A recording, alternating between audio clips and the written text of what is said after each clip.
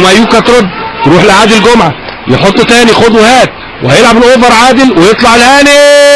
طلعت غلط يا هاني وجوه الجول ابراهيم عبد الخالق. الاوفر من طلعتك يا هاني يا سليمان. قلت لك طلعت غلط يا كابتن. كابتن عادل المأمور بقى يقول لنا هذا الكلام. 1-0 بيتقدم نادي الزمالك برأسية لمين؟ لابراهيم عبد الخالق. 1-0 يتقدم نادي الزمالك بعد 11 دقيقة. 1-0. بص اللعبة بص الاوفر حطها له معروف وعادل جمعة شال. بص هاني طالما طلع لازم كان يكمل. اتردد يا كابتن خلاص. كل سنة وانت طيب. وعلى رأي الكابتن حمد امام الله يرحمه هاتها من الشبكة يا هاني. 1-0